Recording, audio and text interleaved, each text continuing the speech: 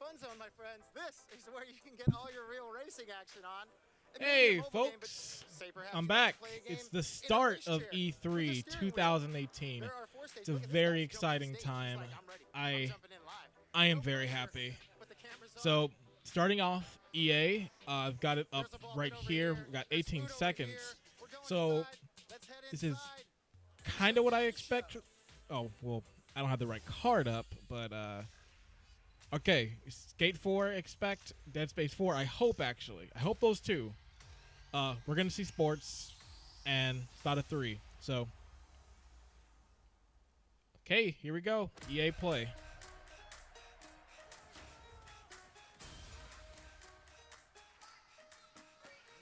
Sports. Oh yeah, and they announced like some Sims expansion right before the stream started. So there's already one on my list. I think I put like a Sims game, either a new one or an expansion. So that happened.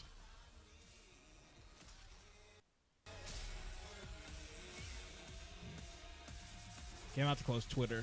It's causing the recording to go crazy, so I'm about to just check it on my phone.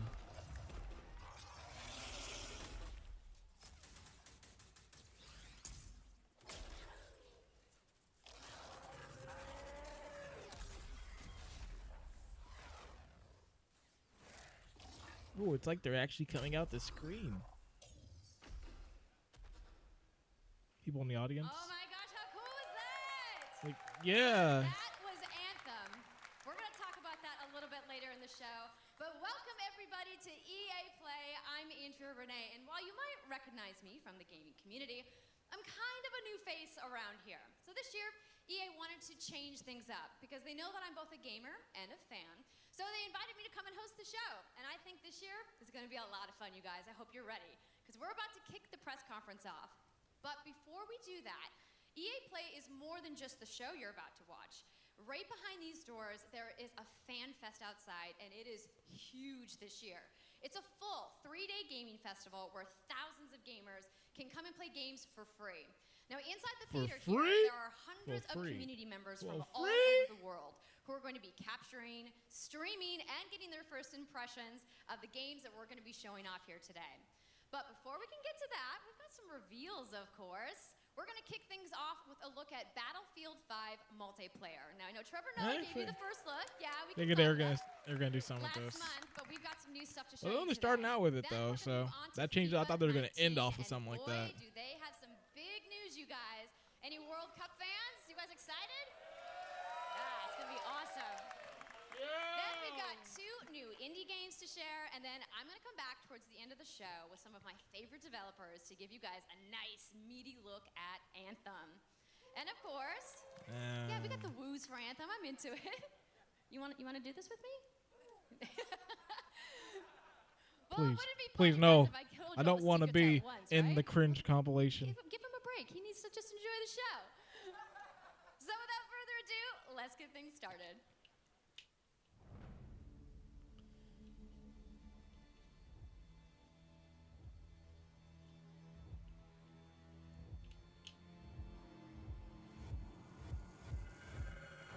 Battlefield V.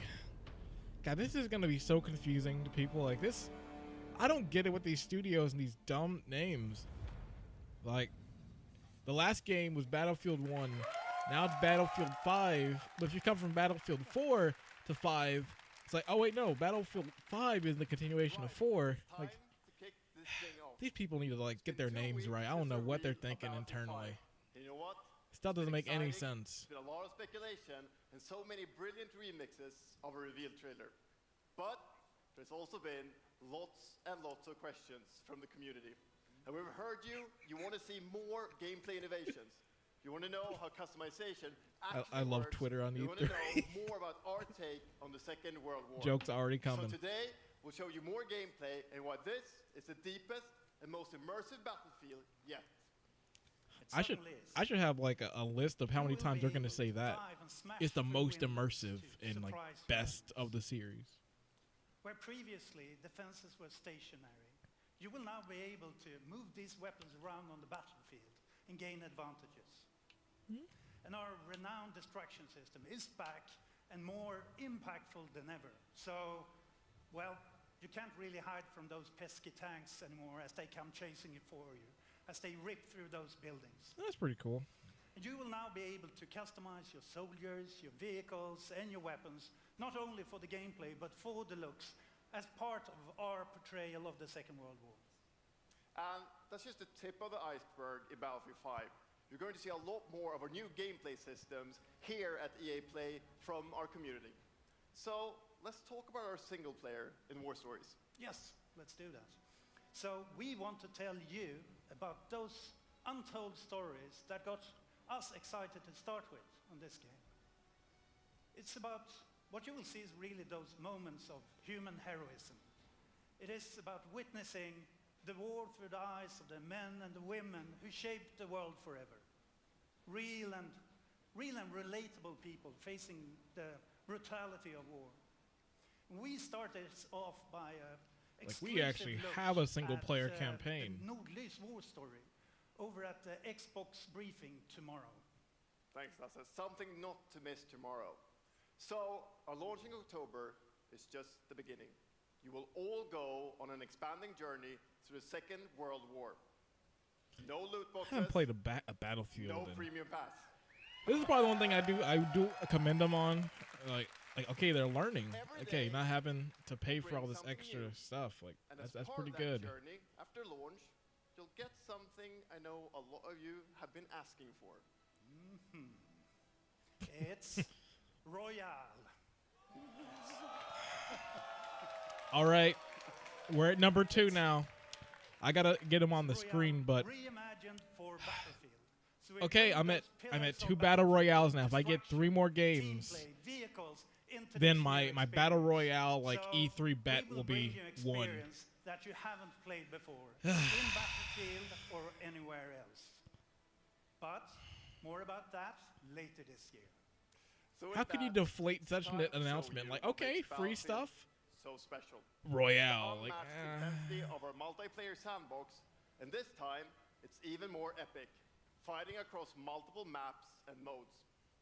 Welcome to your next Battlefield experience, and this is your first look at ground operations, and this time even featuring music. Battle Royale. God, every game is gonna have this. Like Nintendo, I'm scared for Smash. Smash Royale. It's gonna have 100 Smash players going to an arena. It's all Final Destination, all foxes. Actually, while this is playing, I should probably get my Battle Royale counter going. I was thinking of it. I was like, no, I should probably get a counter going because it's gonna be probably huge.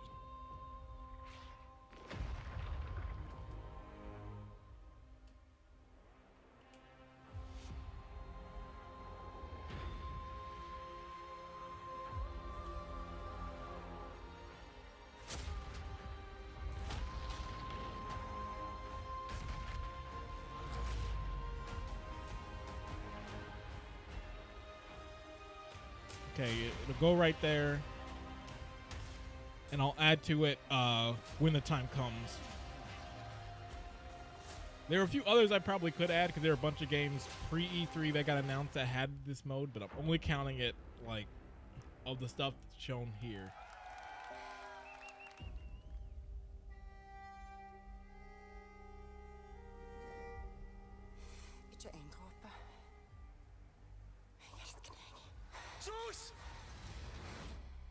I will say, but graphically, these games look real good.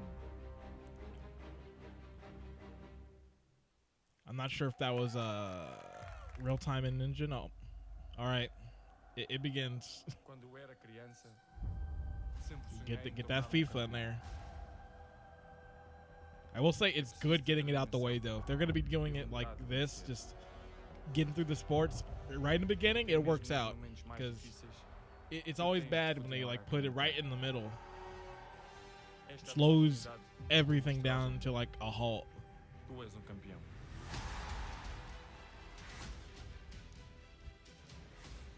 Frostbite. The ball is now even more realistic. The players move like real people. The crowds are even more real.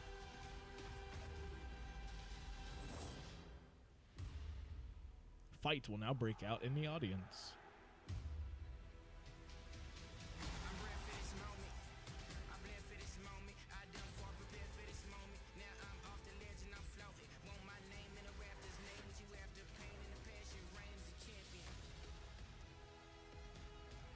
FIFA 19. Yeah. Surprising no one. Like, we all knew FIFA was coming.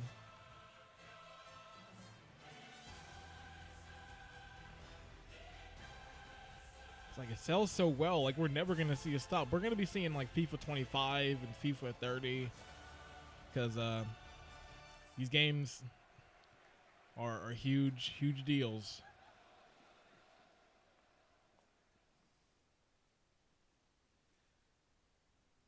UEFA Champions League, the pinnacle of club football, where the world's best clubs compete and icons of the game like Gerrard and Cruyff cemented their legacies.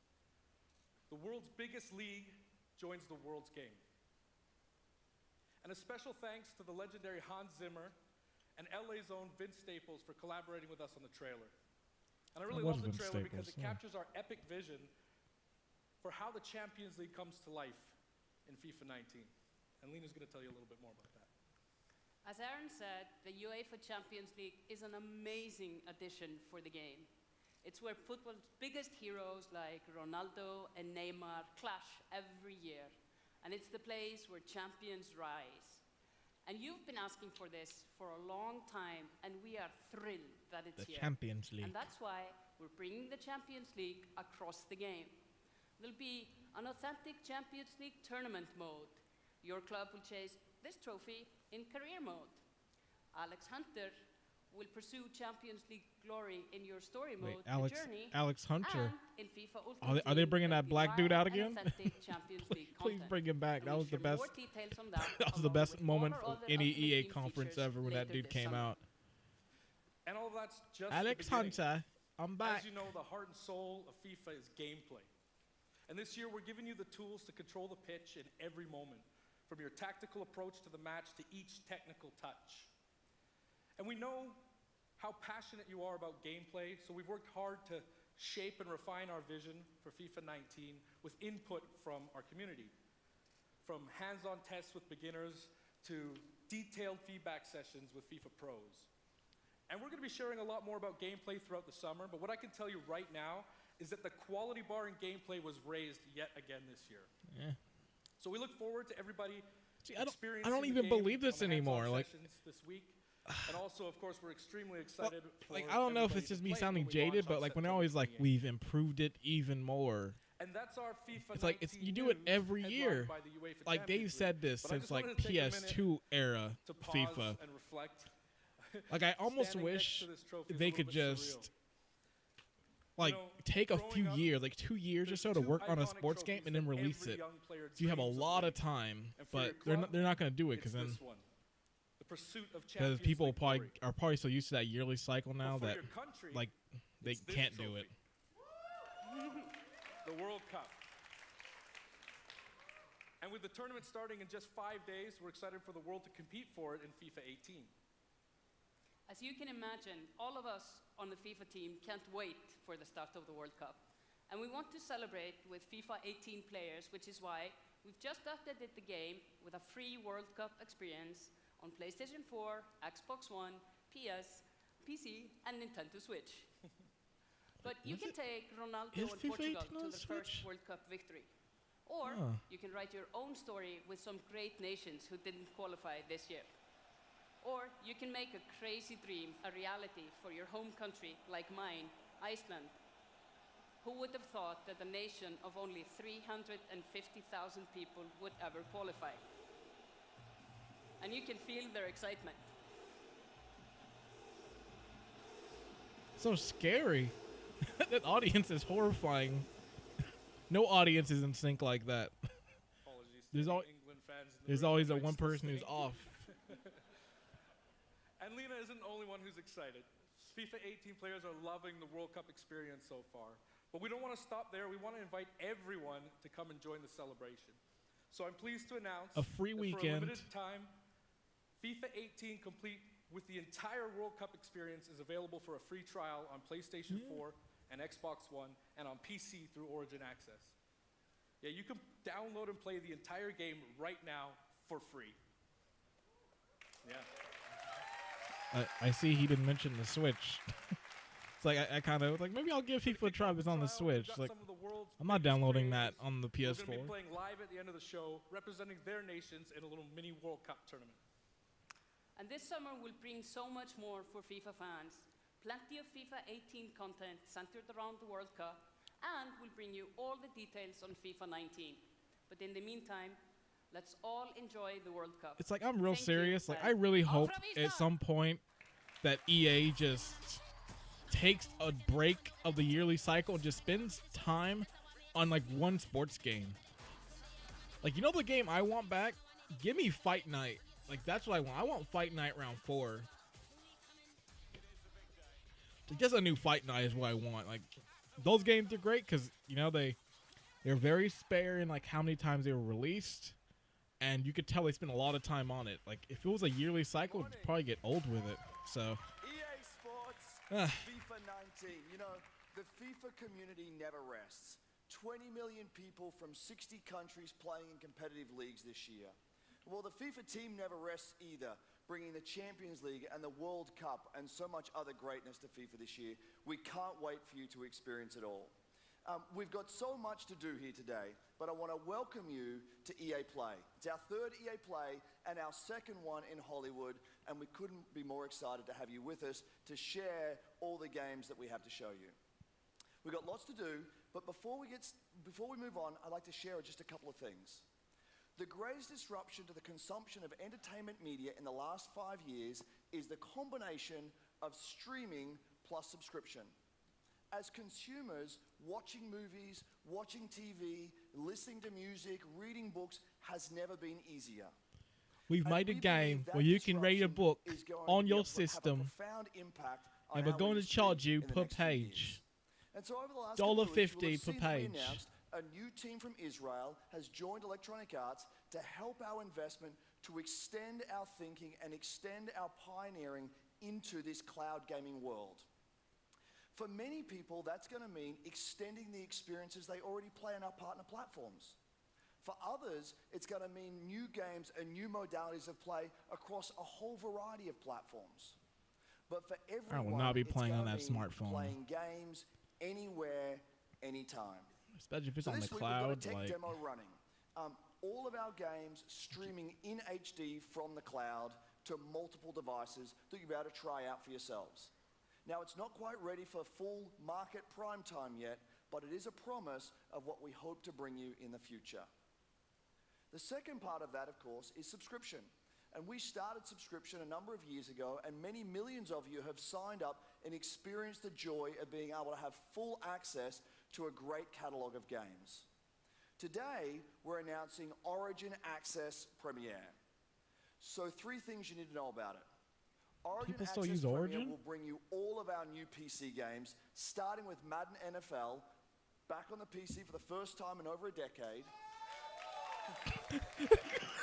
Then FIFA 19, that guy was hype. Battlefield 5, and of course Anthem. That might be the And biggest there'll be applause many of the more entire titles show in the right now. years to That come. dude was Second, hyped you get for some access Madden on to the Vault, PC. our library of over 100 games from EA and other publishers. And third, it will launch later this summer.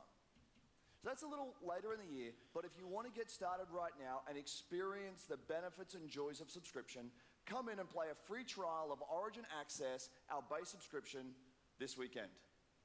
Thank you and have a great show. Man.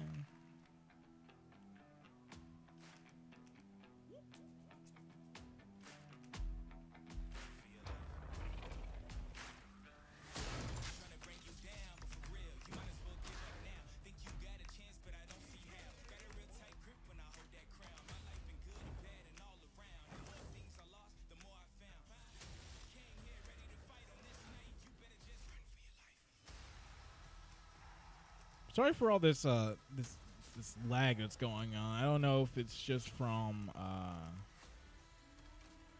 Like on my end or what? Like I don't know if it's the stream doing it.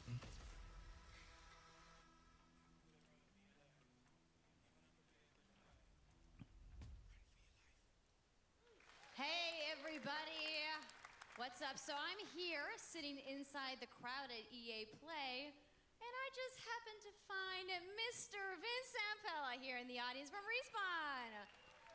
What's going on, Vince? How you feeling today? I'm feeling great. I love this stuff. I love seeing new games. I mean, Okay, someone's it may super be their excited stream. about I that don't event know. on PC, right? Yeah. So, you guys may have seen that Vince was tweeting yesterday, and there has been a bunch of speculation. So, you want to just get right to it? Sure. I mean, we're not ready to show all of our stuff yet. We're working on a bunch of stuff. It's amazing. The teams are kicking ass.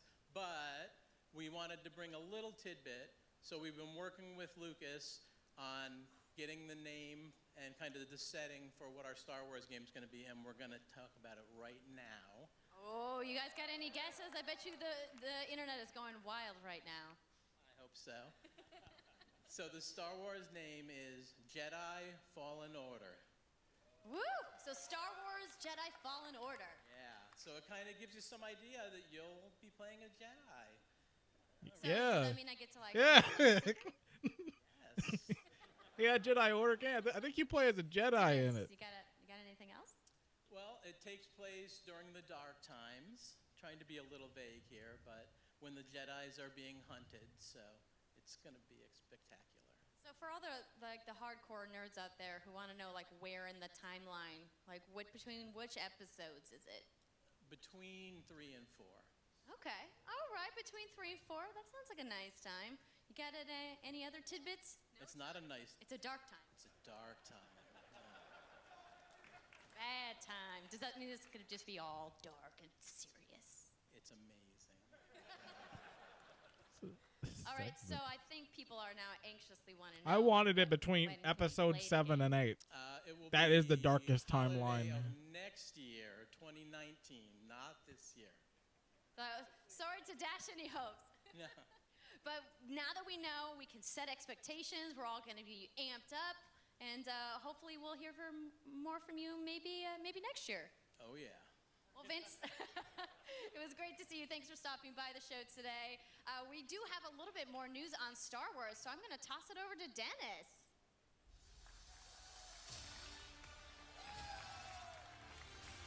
Oh, they're still supporting this game.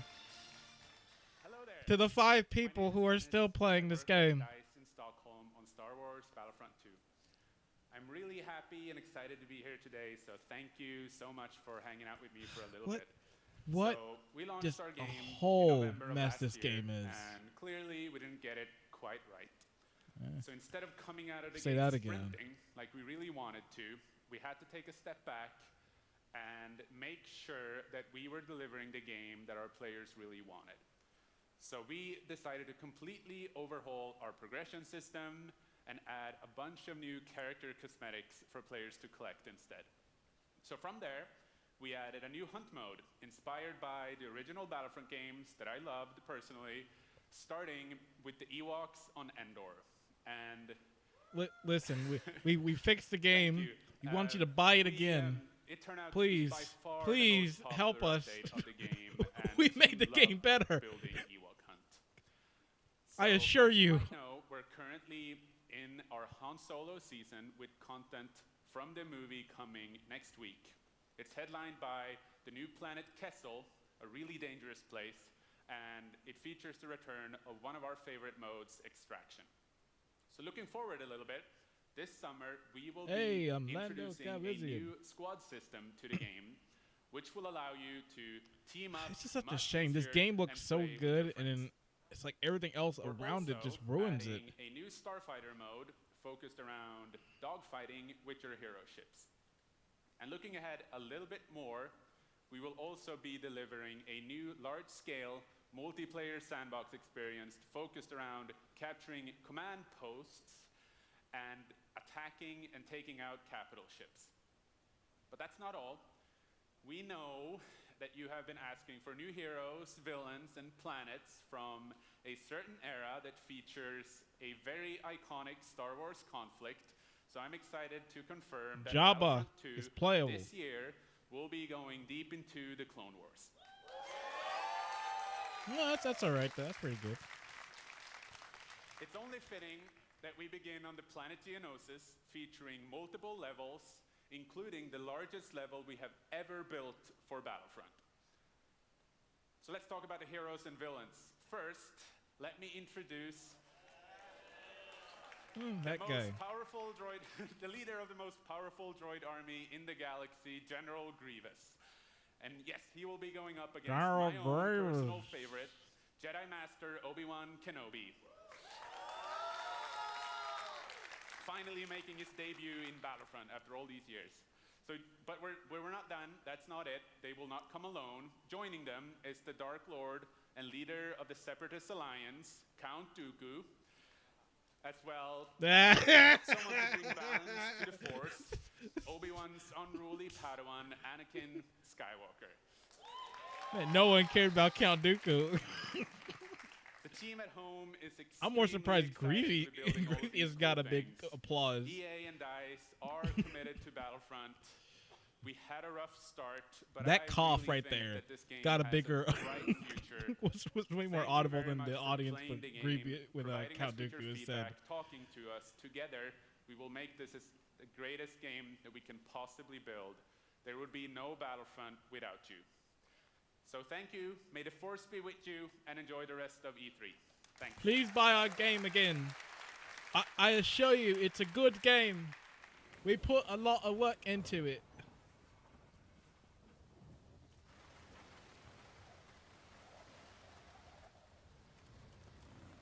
Oh yeah, Unravel 2. This would have been a cool announcement, but it sadly got leaked earlier. It's still cool though. But would have been cool if it was just like revealed just now.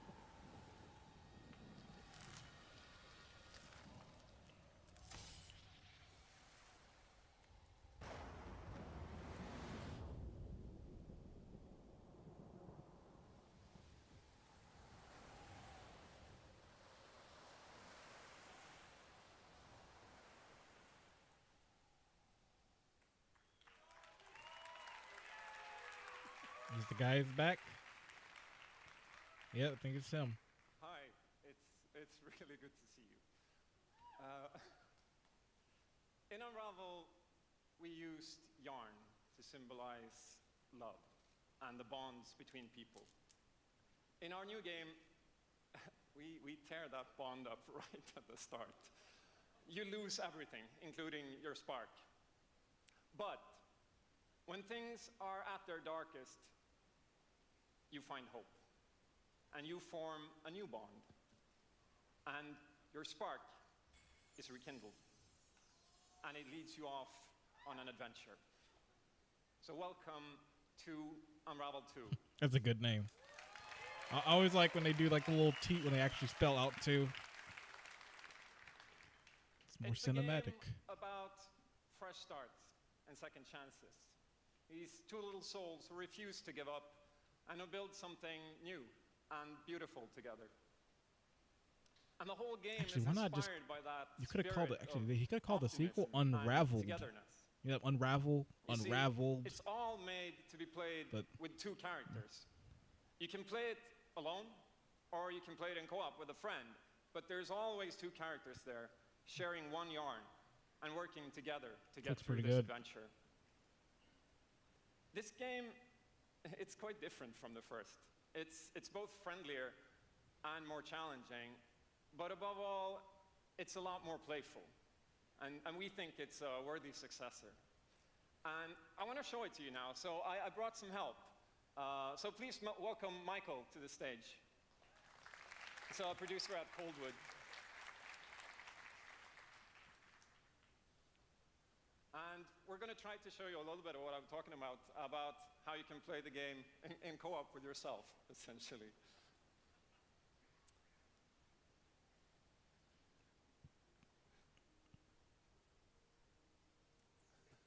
So this wasn't prepared. There we are. You know what? At least they're actually showing So when you're playing the it by game, so I yourself, want to you can respect that. essentially pick up the other character and carry them along through the more fast-paced segments of the game. I always will prefer when like they will actually demo a We game on actually tried stage to and include a bit if some more stuff of those happens, like stuff because happens. We figured that since it's a co-op game, we wanted to have more like thrill and danger and kind of wow moments, places that were like fun and exciting.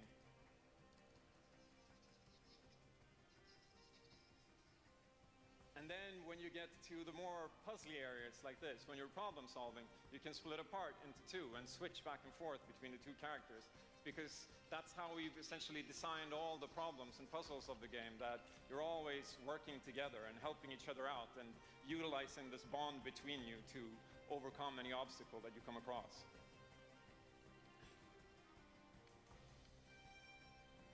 So I guess I'll jump in at this. Yeah, come join me. So I'm gonna be the red one. Okay. You'll be the blue one. I'll be blue. A little celebratory flip there. This is pretty cool so far. And the bird is back. Oops. Gotta find someone to play this with, though. Okay. Playing it safely now. Oops. I'll swing. All right. It is that kind of game where like you show it to somebody, it's like, oh, you can really dig it, and they see the game and then they're just disappointed. Like, this seems like that, like one of those games. Okay, you go ahead. It's like the art style of it would probably throw some people off, Okay, this which is a shame. I think this looks pretty good. Got it? Oh, very nice. Faster. Oh, sweet. Well done. Okay, I'll go up and distract the grouse. You can. I'll sneak This is up. this is the stuff that's interesting me with the game is like how they're going about the co-op and like doing the puzzles and that. We have to Okay, your turn. figure out like the two different things. Like, I think this is Keep him up with the pretty cool. There's probably a lot of different like interesting stuff you can do with that idea. All right. I think this is a kind of EA's big thing because A Way Out was kind of like a big co-op heavy game, and now you have some like Unravel 2 kind of going in almost a similar route, just not in the same execution. Now we can breathe again. Yeah. Finally. Or can we?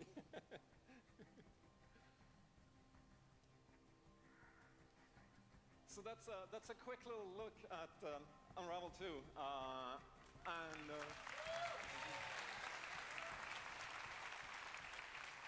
yeah, I really hope you like it. And before I go, I just want to send some love to the team back home, because working on this game has been a completely amazing team effort in so many levels, and everybody has worked so hard. So there's a bunch of us from Coldwood here, and thank you to those, and thank you to everybody back home, and thank you. Love you.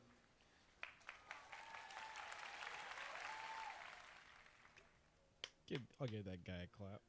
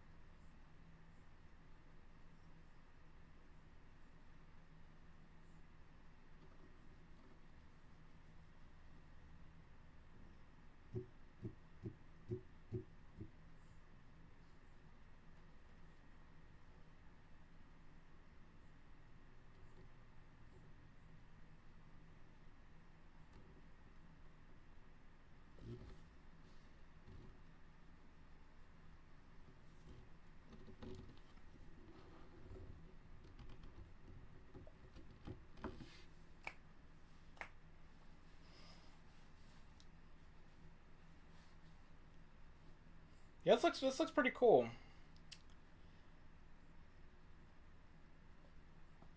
I need to get back to the first one, but I never finished it, so I need to probably play it a little bit before this one comes out. Thank you, Martin, and the brilliant team at Coldwood. The game is really strong. these guys have done an amazing job, and it's clear that they have a lot of passion, and I can't personally wait to play Unravel 2 with my kids. But what's even more amazing is that we will make Unravel 2 available to everyone today. Yep, you heard that right. You'll be able to take these two Yarnies on their next big adventure starting today. The game is finished, it's out. All right, well, I better So thank you, Martin, I better and go thank you to play the team at Unravel Koch. 1 now if I get to this Back one. in 2015, we started All right, this well, there journey goes with another the part of my original bingo. Unravel. To seek out the most A game creative, just independent revealed developers and bring announced them the day into of the our EA Originals program. conference. It's been our way of That's pretty helping cool. these That's a cool creators bring announcement. their unique games to the world and to tell their stories. I gotta find the time to Last eventually year, if play you it, though. remember, Joseph Fares was up here on stage representing Yes. his team at Hazelight This and The guy. Way Out. And I think we all kind of remember that. Oh, I think I did. I muted the wrong Anyhow, mic. In March, that game caught So- fire. It's innovative, it's fun, and it's something fresh and new, and you all loved it. We saw over 2 million thought that was a players cool in the game. first 2 weeks. And A Way Out is such a huge success that Joseph and his team are expanding and moving into a new studio. So stories like this drive our industry, and it's why we will continue to work with independent developers to help them realize their dreams. Which leads us to our next EA Originals title, from a little game studio in Berlin called Joe My Games. When I met this team and I saw the game, I was instantly drawn to how personal this story was. It's one that carries a very powerful and important message, and it's unlike anything we have ever done. So please welcome Connie Gepper to the stage from Joe My Games to tell you more about Sea of Solitude.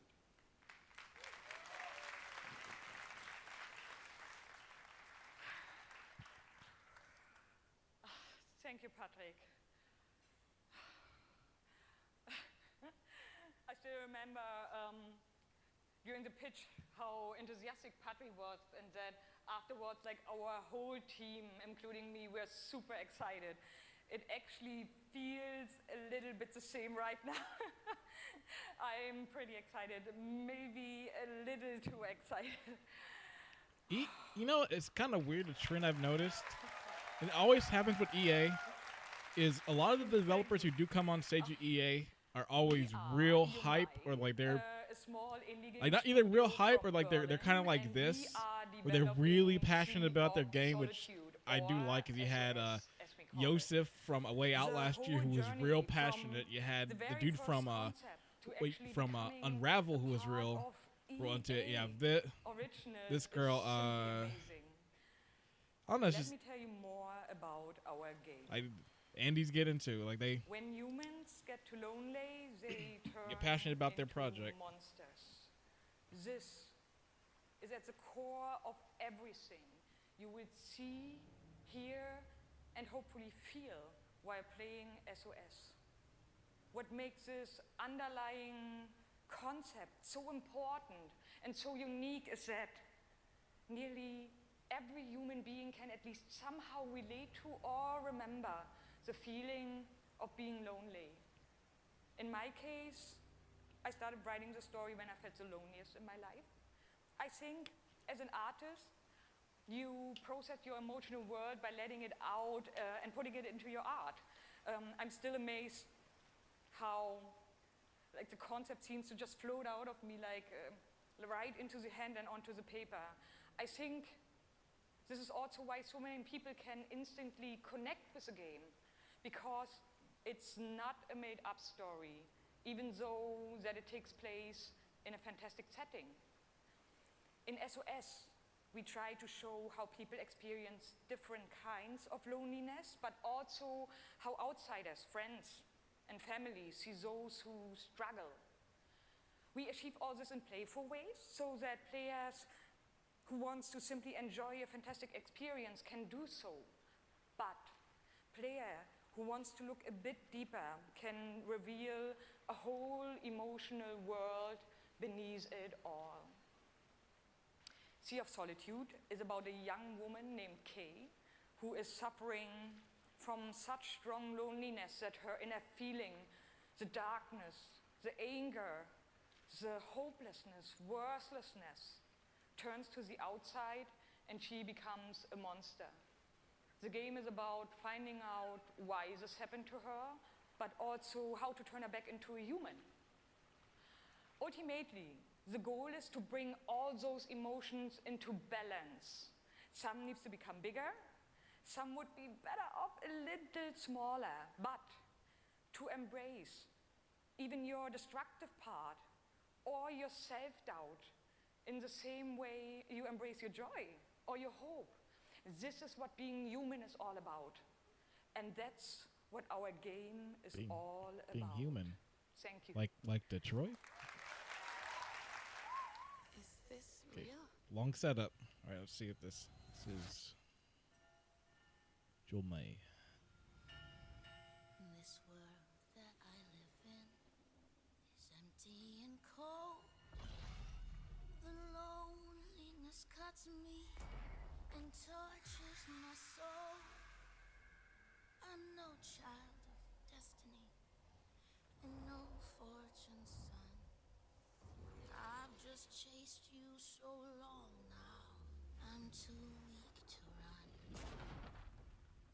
A new day is here, but nothing is new. It's kind of cool. I see like some kind of alright stuff with this. I don't know if it's like a platformer or like a puzzle game, but like some of the stuff there look like with the hands in the water and how like it submerged and she's like walking underneath. Like that stuff is pretty alright. But I'm not the only one. I'm not the one. You the one. We can shut you down and we can put you on an island. NBA Street, bring it back.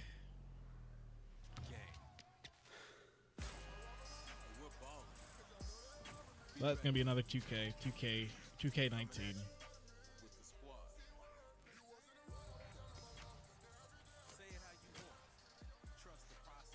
Unless it's gonna be NBA 2K with like a big thing of having street ball in there.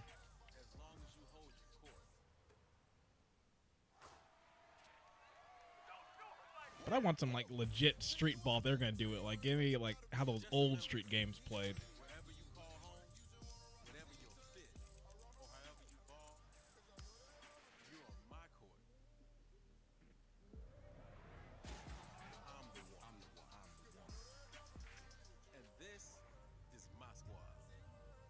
Unless it's like a thing.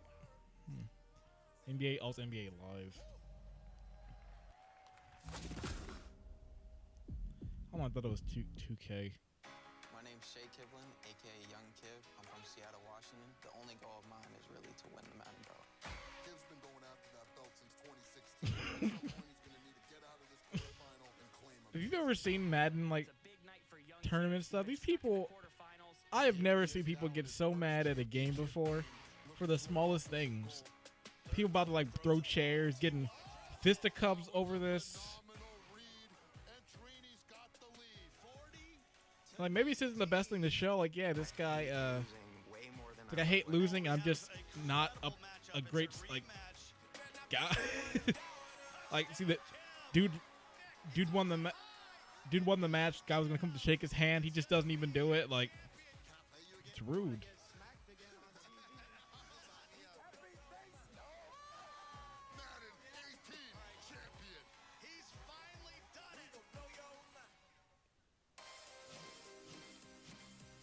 Young Kiv.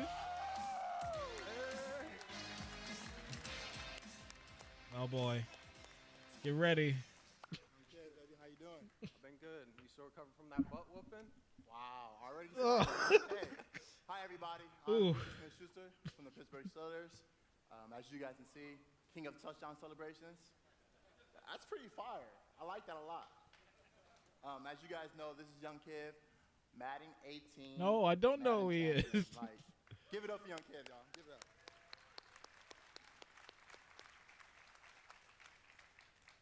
Young Kiv, how has it been? You know, your success and your path. You know, Dude came out with the belt too. I've always been a competitor. When I was in high school, I was playing baseball. I hurt my arm. So then I picked up Madden, and at first I was really bad. I was getting blown out online, but I kept at it. I put more and more time into it. Eventually I made my first tournament, but I had a big decision. It was the same time as my graduation. Wow. Okay. So the key to be the #1 player in Madden is to hurt your arm in baseball. Don't go to your graduation. Number 2, you said you had the decision to go to your graduation or go to the tournament. So like, what did you do? I chased that money. I still got my diploma, but I chased that money. There you go. We're out here chasing. So did you money. win that tournament? Oh no, I lost terribly. Okay, now the past few years, how has it been for you? I know you had some ups and downs.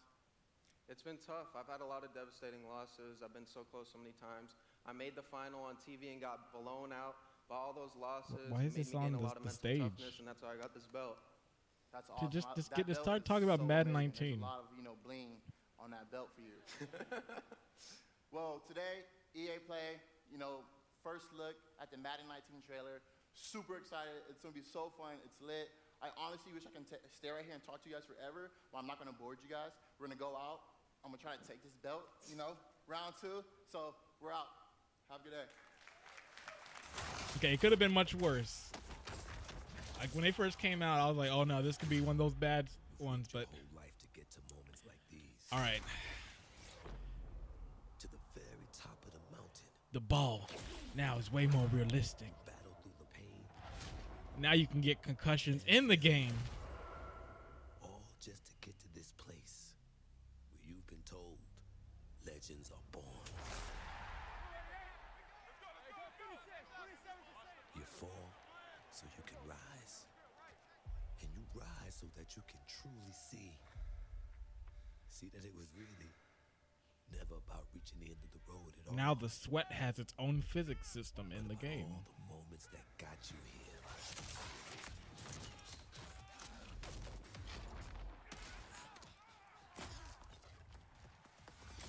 Introducing the new steroid mode. Juice your players and juice the game.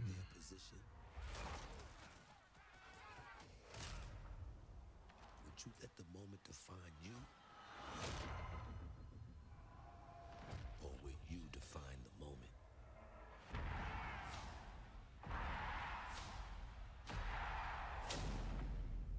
Madden 19.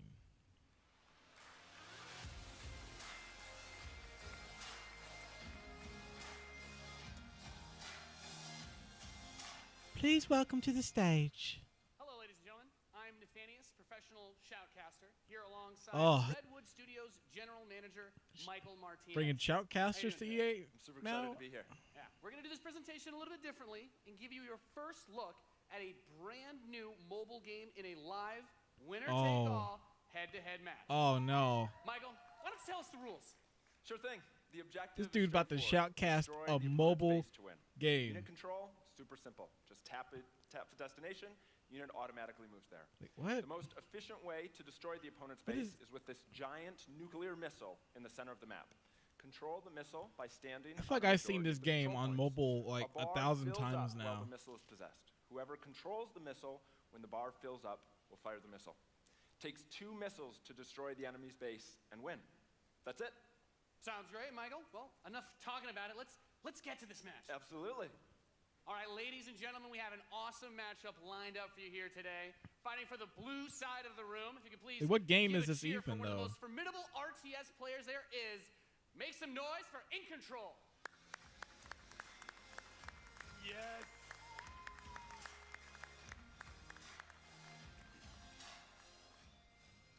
His opponent, fighting for the red side of the room, a competitive mobile gaming phenomenon. Please join me in welcoming to the stage Nick at Night.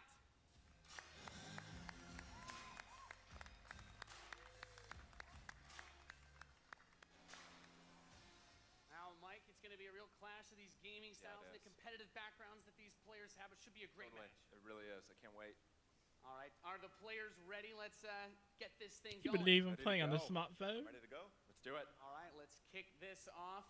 Nice little strategy game. What's Ashton Kutcher doing on the right? It's a good genre. I'm very excited for this. The players are loading in, and we are ready to the kick match. Here we go. this off. As the players' bases have been deployed, and the action begins like any strategy game. So coming into the level, we got this guy coming into the level with the little tank. He's gonna go into this little spot right here. I don't know what he's gonna do. He's gonna get his backup guys coming into this spot right here. They're gonna go into this spot, maybe get a little defense. Ooh, we might get a little offensive action going here. Who knows? Which side's going to win? Which side's going to lose? Which side's going to win? Which side's going to lose? Oh, but he's got backup coming. He's going to get... Control's going from the top No. side. Also very important as Nick at Knight's forces have to circle around the center. Right, let's see if he's able to create a 2-on-1. Is he able to get there? Looks like he's getting there. Here comes GDI with a Rhino. It's going to rip up those infantry. Yeah, going for the anti-infantry, and like any strategy I'll game, answer the that later. units that you're going to use when you deploy them will have a huge impact. Your micromanagement of your forces and protecting that economy as well. Yep, Nick and Knight with some attack bikes in the top. There he is. And In Control placing the turret on the top right side to help cover that Rhino as attack bikes move towards the northwest position. We can see that the missile is beginning to ready and firing that. That takes out half your base. The most important objective on the map is to hold those control zones. Right, and In Control making a lot of progress to that far right side of the match. He's done a great job of holding that down with the turret, and now he's redeploying his vehicles to the south side, bringing out more infantry. It's just the thing, like, I like RTS games, but I just do not like them on mobile. Like, that's the big thing. Like, I'm... Putting some flamethrowers, right, absolutely. Again, those are going to tear through those infantry. And In Control brings out his This part really isn't like interesting too much. Just like I'm really not a big mobile person, and like I feel that's the only game I see on mobile are like those RTS games. They never look too promising. In Control can get around to that. And I just know this game's probably gonna be like loaded with microtransactions. Yellow position. Very important, of course, blocking the pathing of those units is another big factor for this strategy. Holding those locations is so crucial as In Control begins to secure the northwest spot. Another tank's going to come out from Nick at Night to take it out, but now he's bringing out the Pitbull as well to help lock down that north position. This missile is very, very close to firing. Let's see what's going to happen. With another turret, In Control flanks. He takes the top, that missile, and that fires off. Wow. And Nick at Night, one shot away from being knocked out here, as the next one will start to ready up in just a moment's time. In Control's very heady artillery forces are doing a great job at taking control of the map. Yep. And we can see as more of Nick and Knight's forces move up towards that north position, those harvesters, of course, very crucial, very important to protect those as your economy allows you to get these big late-game units. The units are going to come out a bit more slowly as you get more of them on the field. But In Control just spreading his forces out, trying to hold this advantage that he's had so far. Nick at Night is trying to get in there, but there's a great turret placement from In Control. Like I still want to know what game is this, because like I don't think they said like what the name was, so I'm really like unsure what this even is. It might be like some big thing that I just really don't know. But it feels like they came out that last segment and then they just went into this and like they didn't have like a name or anything. And it might have been just I didn't hear it, but. Absolutely. Nick and Knight cruising around, thinking I about don't know. those harvesters, coming around the far side for those rhinos. Looks like he's really pressing it. And we see that missile is starting to get close to firing with 3 zones In Control for Nick and Knight, looking to set things back the other way. In Control trying to rally his forces around. He doesn't want to engage with just 1 or 2 units. He wants to move all of them together, create a good flank position, and take over that south. And we're seeing the first mech unit from In Control. This is the Wolverine. Gonna rip, and this little watch out for this missile. And Nick and Knight's gonna fire that one off and settle for next missile is gonna end it. Next missile wins. Let's see what happens. We'll have control. The Wolverines, as you pointed out, for In Control coming out to try and deal with these forces. But Nick at Knight's done a great job of getting map presence and now also harassing the economy of In Control. There he is. Yep. Wow. Okay, we've got our first mammoth tank on the board. If In Control can get this in position, he's going to do some serious damage.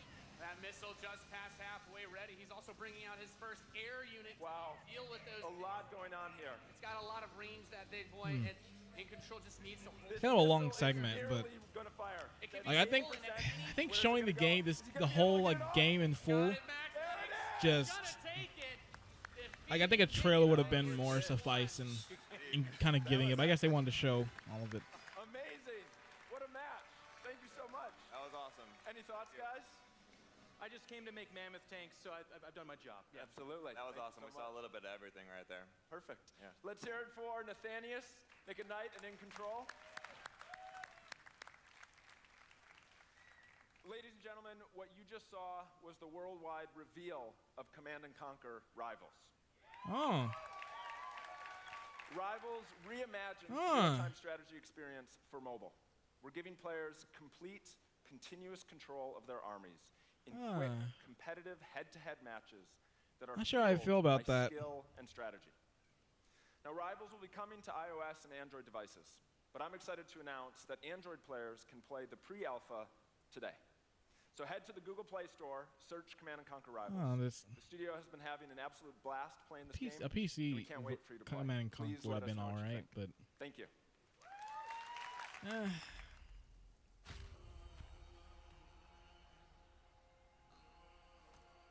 what's this Anthem?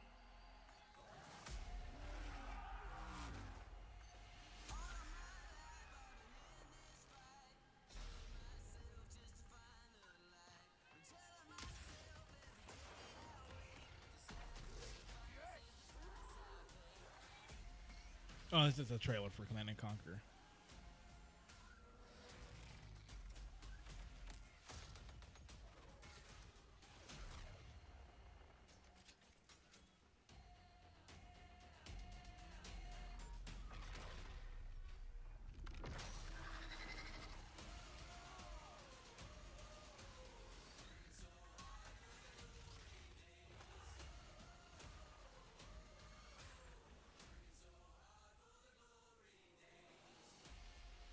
Command & Conquer Rivals. Control is power. Command and Conquer. Because we want to control how much you spend on our games. That's why we add all these microtransactions. Spectacular epic anthem. I wanted to share a few final things. I am blessed to be able to work with some of the most creative people Yeah, on the I'm going to say right now, we ain't seen Skate 4. We ain't seen Dead Space 4. I don't know why I put those on the And what I can list. say about all of those teams, and what I can say about us, is that we are always trying to learn and listen and strive to be better. And so, as you look at the 10 experiences that you're going to see today, and as you play games this week, there's some things we hope come through. 10 experiences. First, that at the very core is choice. Is that you as players get to choose how you play, what you play, when you play, and what devices you play on. That in making those choices, you feel you are treated fairly. That no one is given an unfair advantage or disadvantage for how they choose to play. That for every moment that you invest, we know that you put so much of your life into the games we make, and that for every moment that you invest, you feel like you are rewarded and you are given value for that investment. And most importantly, that the games are fun, that we move past the grind, and that these are experiences that truly enhance your lives. And so, as we think through all the things that we're trying to do, know that we want to be better and that we want to make great games. And that as much as we love making games, We also love as money. you love playing them, there's something that is even greater that we can do together. The power of this community when we come together to do amazing things is profound.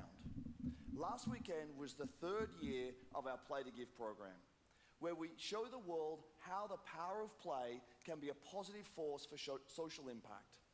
Millions of you out there participated in 9 in-game challenges in our games, logging millions of hours in support of Play to Give.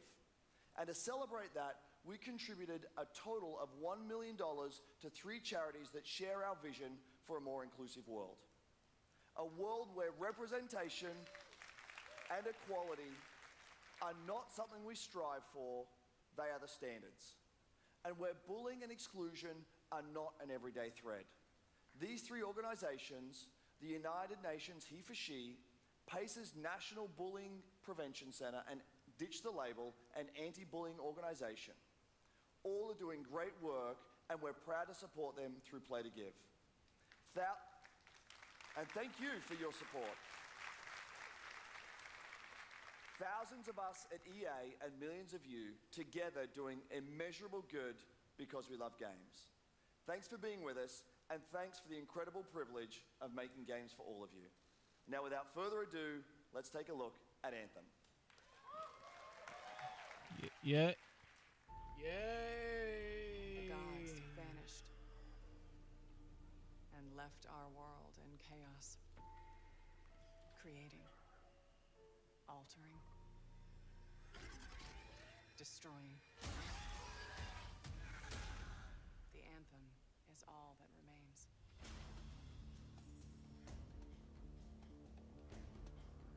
There's a storm coming. How many times has that line been said in something? These walls can't protect us forever. There's a storm coming. Like, it's so cliche at this point. It should just be retired. And you can't say, like, there's a storm coming, and then it shows the next shot a storm. Like, usually it's supposed to just be a metaphor for a storm, not, like, literally a storm is coming. I'm not going to get into that. Let's get back to this game.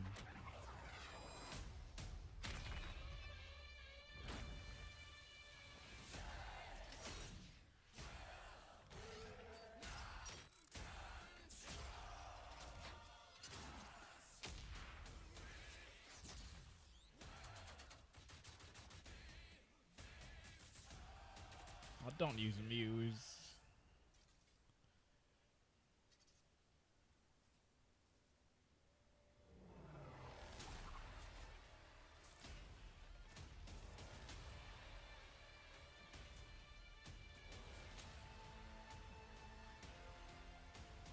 Anthem. Next year.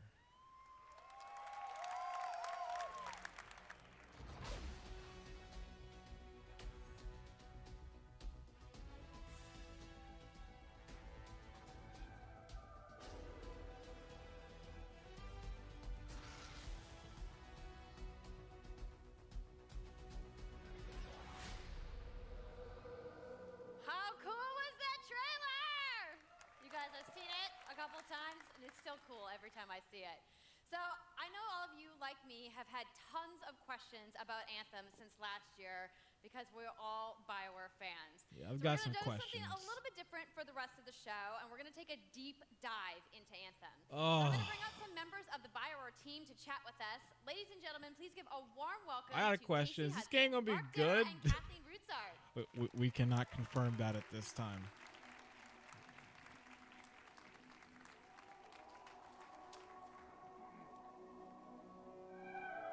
Is this game the reason why Mass Effect Andromeda was such garbage? Game to show, right? Yep. It's going to be very exciting. So, Casey, we're going to go ahead and just jump right in and get started with you. So now, we know that you all started, or Casey, you started your career at BioWare way back in the day, but you took a couple years off. But before you came back, you actually worked on Anthem before you left. Yeah, that's right. So, you know, first of all, it's amazing to be back. It's awesome to be making games for BioWare fans. You know, we have the best fans. So it's been super satisfying to come back to it. And, you know, I just want to be able to continue the legacy of the studio. And that's kind of where it started with Anthem, is just thinking about, you know, what is the evolution of a BioWare game? And we wanted to create a brand new world for people to discover, you know, a whole new world of story and character. But we also wanted to do something that was, you know, more of a dynamic and living world, a game that would change every time you came back and played it. We also wanted to do something where, you know, if you wanted to invite your friends into it, then you could do that as well. So that was really the initial vision of the game, not an MMO, not a multiplayer game with stories sort of bolted on this side, but something new and different, and I think the team has really captured that vision. Is this game over like the years. Destiny, though? Your fans really love the stories from BioWare, but I think we're kind of curious how you're planning to make story work in this shared world. So a great story for BioWare is really about characters that you can have a connection with, choices you get to make, and feeling like the story is about you. In a lot of multiplayer games, those things get diluted because you're mixing multiplayer and storytelling into the same areas. Now you can build a solution to that, but you have to really build it into the core of the game. And that's what we've tried to do with Anthem. It's what we call our world, my story. So when you're out in the open world, the world is really dangerous and you're focused on your mission. And this is where other players get to play with you. The thing that's really interesting about this, that's unique for Anthem, is that this is a living shared world. So whether there's weather or it's nighttime, what we're experiencing together. Everyone that's playing Anthem at a moment is seeing the same thing. And this is what we mean when we talk about our world. It's a shared world that we all experience together. But then when I finish my mission, I come back to a base like Fort Tarsus. And this is a single player experience.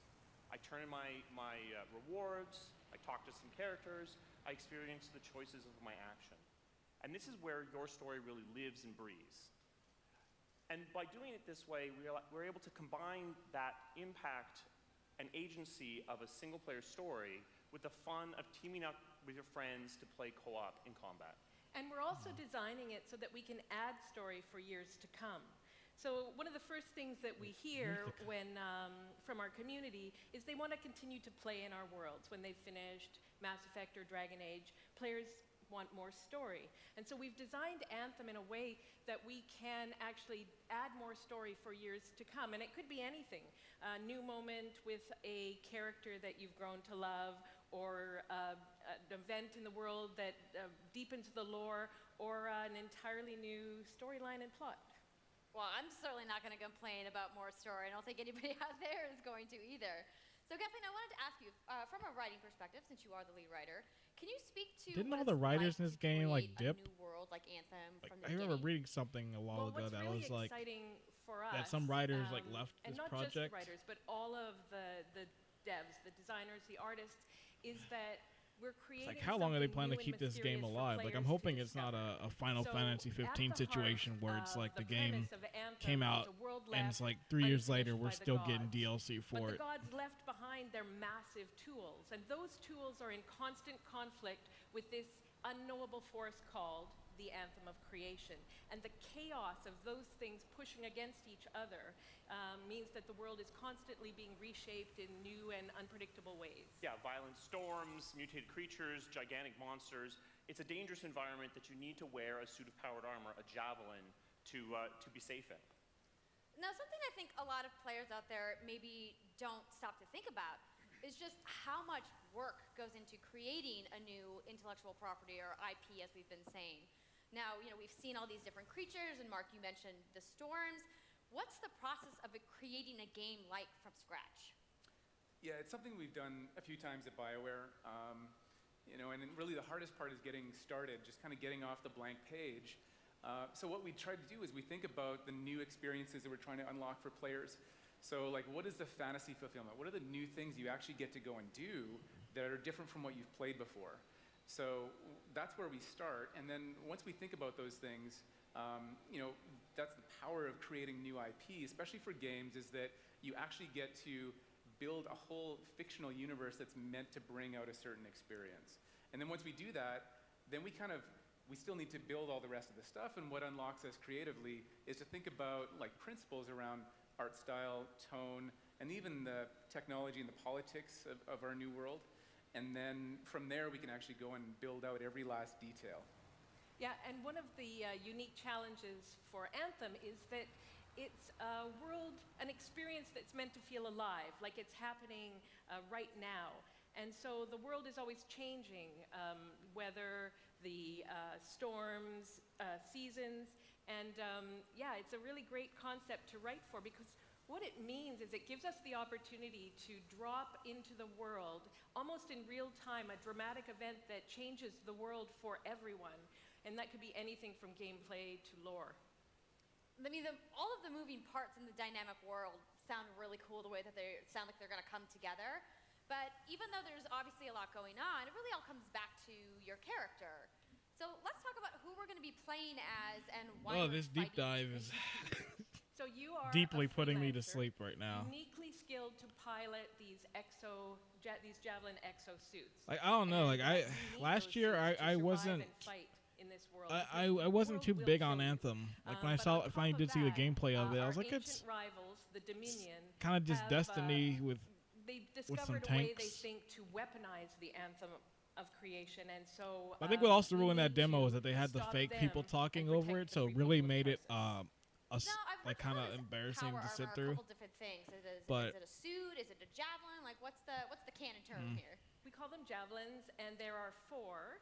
And they each have unique abilities. There's the Ranger. Like, I really wish BioWare could go back to some of the old games they were making. Like, the Interceptor. Like, I'd love another like Jade Empire style game. Like, that game was cool. So each javelin gives you a different way to play the game. I don't know what it is recently, but like, they just haven't been. Said, you're not your suit. They haven't had that same quality. Pilot, which means you can decide which suit you want to use based on your mood, based on the mission you want to engage it, or the javelins that your friends are using.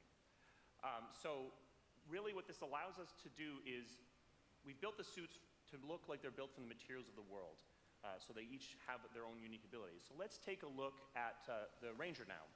The Ranger is a more generalized suit, able to do a lot of different things, really designed for up-close and personal combat, one-on-one for the most part. The Colossus is heavier, more specialized, but able to really pack in big weapons that let them devastate the battlefield. I'm just going to say the Storm looks like it's going to be my favorite. I'm sure you guys out there are picking your faves right now, too. So the javelins look awesome, but we're going to take a couple questions right now. So Casey tweeted, some of you may have seen, asking for people out there to send us your questions. And The question I want to know is like if it's like multiplayer like that. Like if it's all just multiplayer, like what's gonna happen if the servers go down on this game? Like is it just gonna make the game not playable? Like that's one thing I'm curious about because they're saying like it's gonna be this multiplayer game or people it's this connected world, but what if in an instance like the servers are down day one or just they at some point in time shut the servers down in the future? Does that mean just the game is just like just done? Like I'm glad you brought that up. that's the stuff that really kind of bothers me with these always like online type of games. Loot box, cosmetics. Yeah, so we are going to have some cosmetics and vanity items that you'll be able to purchase, but you're always going to know what you're going to buy before you spend any money on it. So no loot boxes, no ability to pay for power. So that means that no should not be a ability to clap. spend money on gameplay advantage at all within Anthem. That should just be like a given. Like we're not going to have loot boxes in this game because it's ridiculous. So that means a main story, a big open Like it said that we have to world, clap for that. Like service yeah, that no provides loot boxes. new We're not going to rip content for a players long period of off. time. New story, new experiences. Just for sucks that you have to buy the cosmetics though. That kind of javelin stinks. Pink. That's really all I wanted to know. I'm going to be honest. It's like all right, Casey. We talked earlier about this being a co-op experience. So can you tell me a little bit about how the Hey, remember when you could play games and as you played it, as a sign of rewards for progressing in a game, you would unlock costumes and things for your player? You want to get a few people together. I sure do. Classes, so, I haven't seen a game do that in a while. See the Colossus, just hammering people on the ground in gameplay. Actually, no, Mario Odyssey. Have a look at that. But so, heavy artillery. I just wish like really cosmetic strong, stuff go back to when it was combat. just And then here you've got the you could just Ranger get the shooting down from stuff in the above, game without and having to they're spend using extra money to get combos and special abilities costumes. and stuff like that. Like it always What I seemed like an love extra is purchase you that don't just wasn't run around, needed. You're swimming and flying as well. So it's interesting because at the Slate Tones wants to know, how will you balance multiplayer with single-player storytelling? So Anthem's really built around trying to combine the impact of having your own personal story with the fun of playing with other players. But we really want to make sure that that playing with other people feels like a choice. So for people that want to just experience the story, you're going to be able to do that. Now going out into an open world like this by yourself is going to be a little bit more challenging than if the team of 4 people. And we've really tried to balance the co-op experience to be fun even for people that don't normally engage in this kind of thing. So I really hope that everyone at least gives co-op a try. Okay, We're going to balance the game so you can only play it in co-op. Just make it way too hard solo. Well, I know you all are on the edges of your seats. How about we show a little gameplay? Yeah? You guys want that? All right, so Kathleen, I think you're going to set this up for us? I will.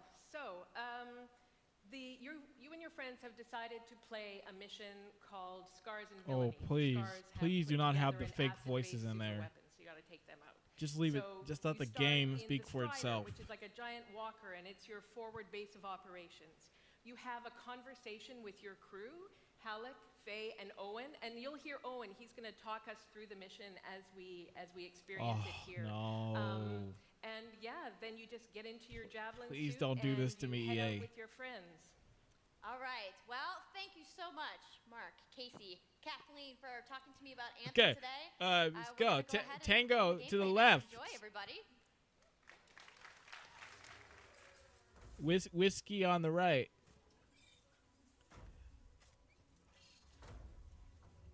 I got an enemy on my 12. Like, I seriously, I better not hear that in this demo. Freelancer, time to get to work. Faye said these bastards made some kind of acid. They're using it as a weapon. So, find where they're making this garbage and shut it all down.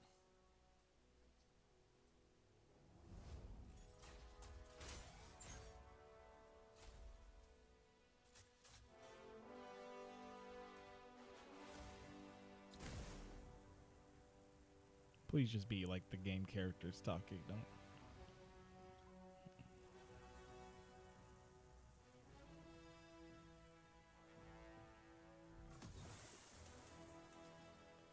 Owen, what's the plan here? Picking up loads of scars nearby. Take a look around the area, but be careful.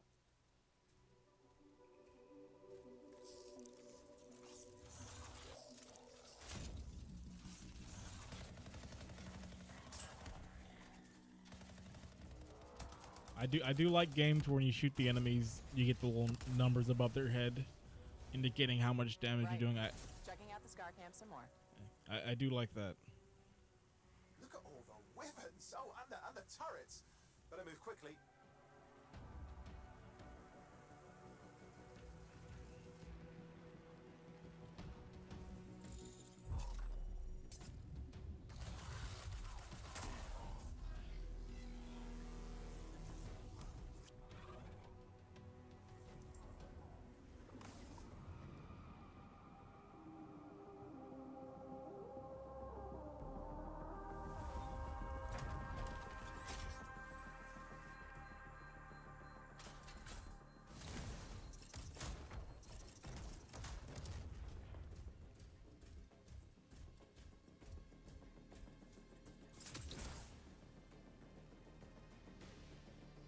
There's a shaker relic. Wait, something's odd. Get a closer look, would you? See those radiant pieces of energy? They're echoes from the Anthem of Creation. Loads of scars nearby. Be careful.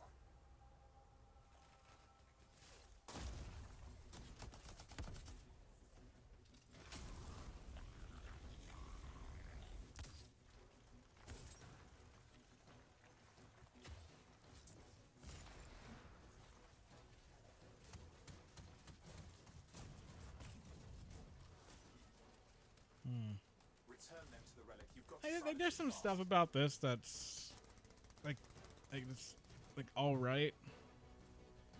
Like this to me is like a red box rental for a day game. Like rent it for a day, give it a try, but not like a purchase. It's gone silent. Disaster averted. Do you think we get a bonus for... Wait, something's happening. What the hell was that? I think that was whatever laid all the eggs around here. The sound came from below your position. On the plus side, this definitely counts toward hazard pay. There's a trail of this acid gunk leading down. Follow it, and we should find the source.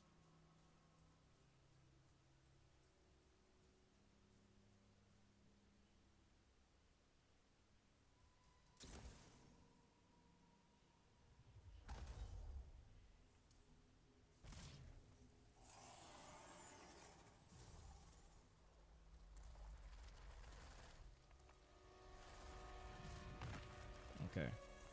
Just checking to make sure I was still alive. Don't leave behind. Whoa. And them.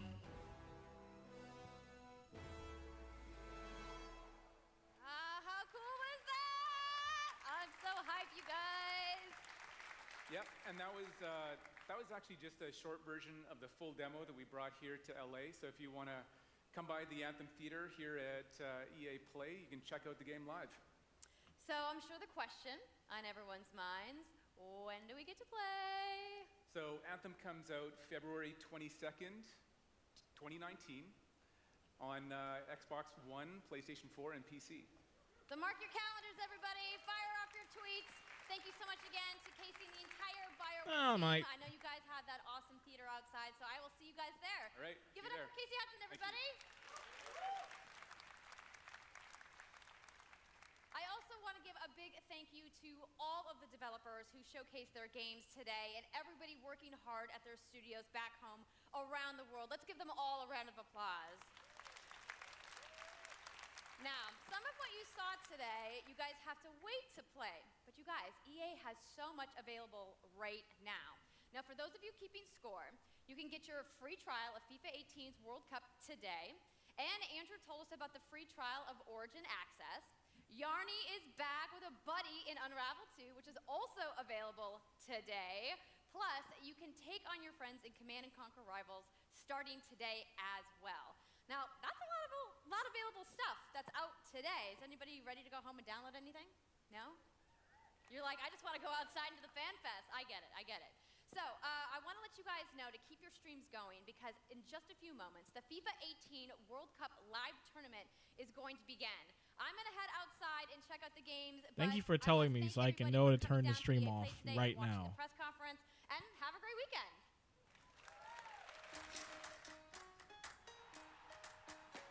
And we get our tradition of the B-roll.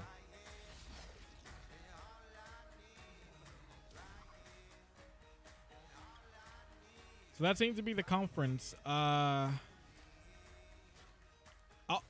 was going to cut away for a second. I guess I'll keep it on this.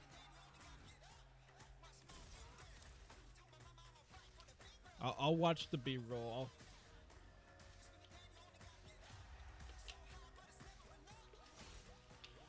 Oh, man.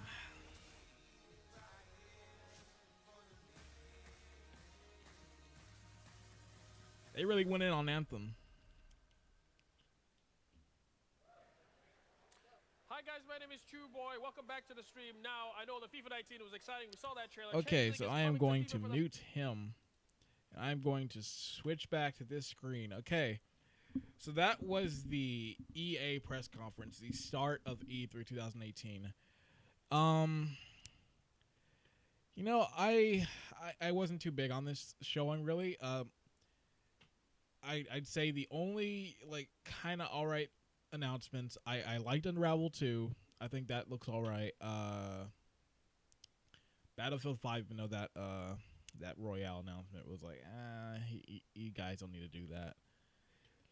And then there was the like FIFA and sports, which like it's got its audience. I'm just not a big sports person for the games anymore, but I know for some people that announcement probably was like real cool for them.